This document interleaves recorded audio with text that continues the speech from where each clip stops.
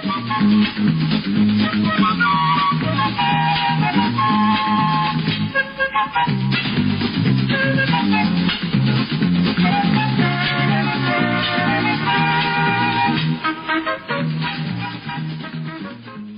Bob Garfield for iMedia Connection, and once again, you've blundered into The Lounge. I'm here with Jim Nichols of Catalyst, San Francisco. Jim, tell me everything you can about yourself and your business in 16 seconds.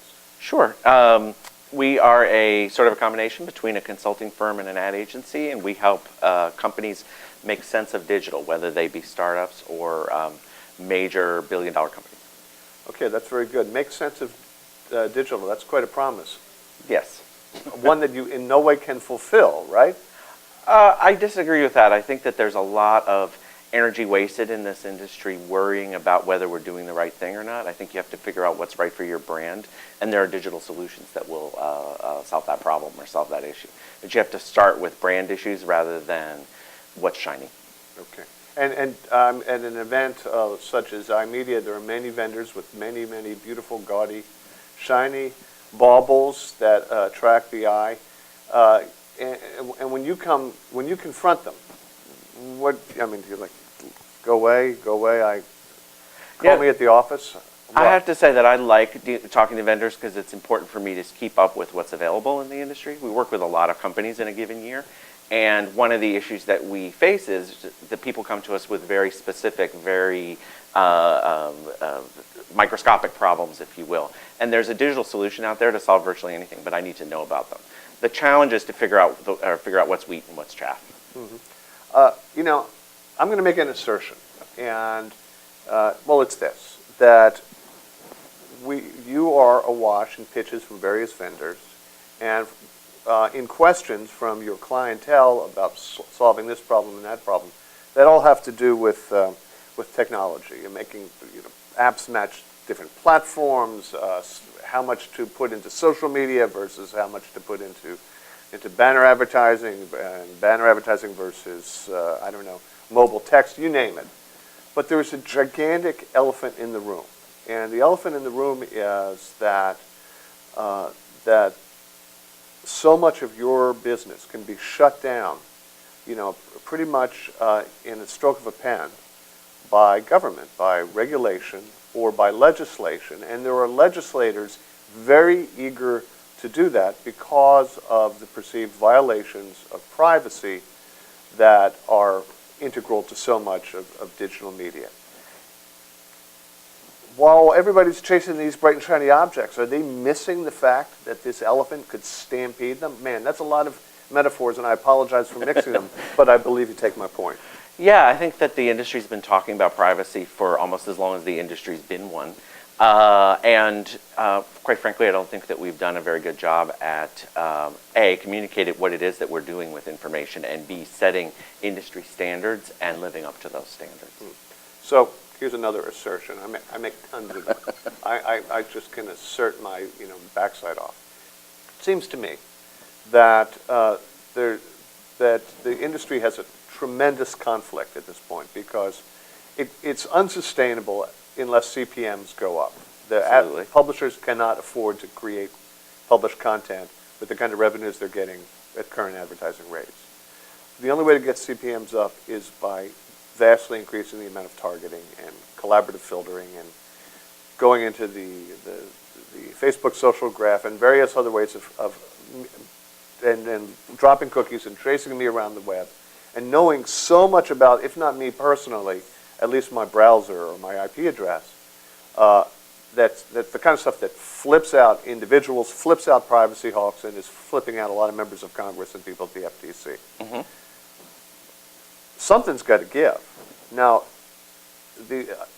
obviously your industry has to address privacy, but if it addresses privacy, does it then kill the goose that lays the golden egg?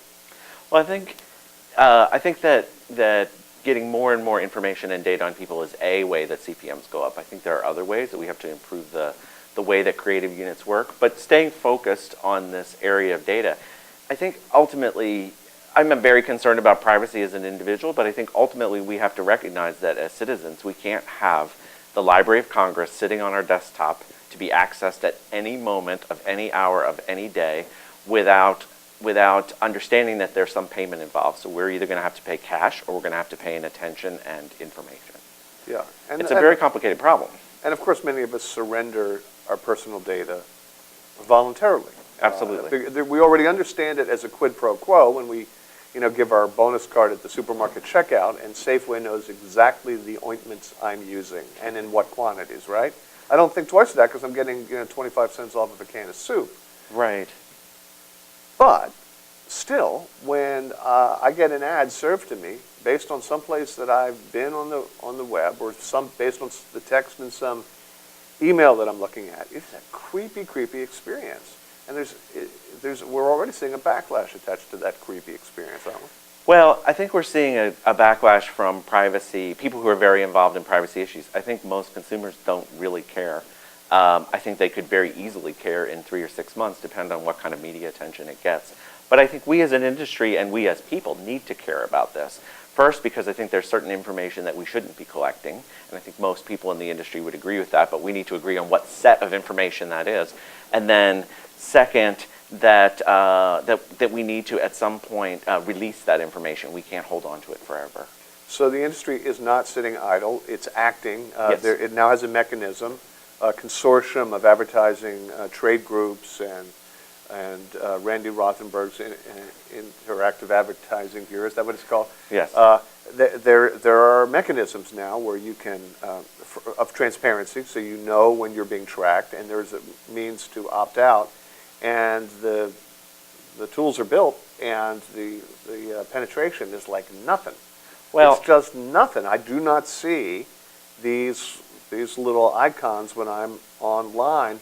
Is that because marketers are just ignoring this program? I think that's a bit of an oversimplification in the sense that the icon is now run on 30 or 40 billion ad units. But I take the point that people are not moving fast enough on this particular front. But Yahoo's had it running on their front page unit for a year, so has Google. And Better Advertising, one of the vendors that's doing this, I think has just reached 20 billion impressions that are delivered with the unit. So, well, to paraphrase a line famously given when Henry Kaiser decided to get into the automobile business, and he said he was going to be capitalized to the tune of $1 billion. He said this at the Detroit Economic Club, and someone in the back of the room yelled, "Give that man one white chip."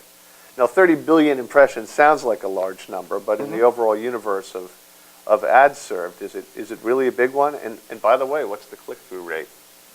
So I know that. I don't know what percentage of it is. It's absolutely small. I think within 4, 5, 6 months, we're going to be seeing at least half of the behaviorally targeted units with the Power INA, or frankly, the FTC will crack down. So I think the industry is being motivated by stick now.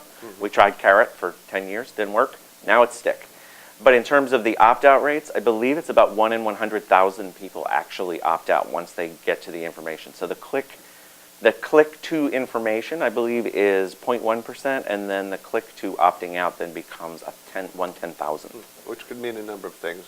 But one of the things that it could mean is that people aren't all that worried about it after all. It's not fair for me to pick on you, because after all, you're an advocate of the industry addressing its privacy issues, and go ahead, though. I mean, I think our industry needs to recognize that this stuff is important. And I think there's a lot of people out there that are just saying, like, when there's a law, I'll do it.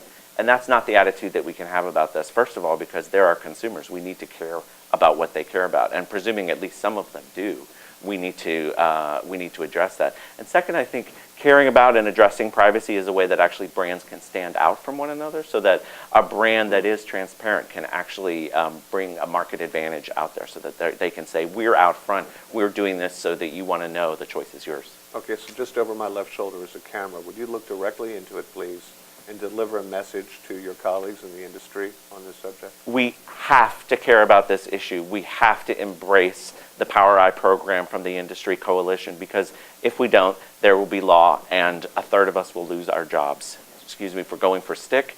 There's the carrot side of this too, which is I think people will love the brands more. But stick, look to your left, look to your right. One of those people is not going to have a job. Jim, thank you. Thank you. Jim Nichols is a partner at Catalyst, San Francisco. This has been The Lounge, and now you can go.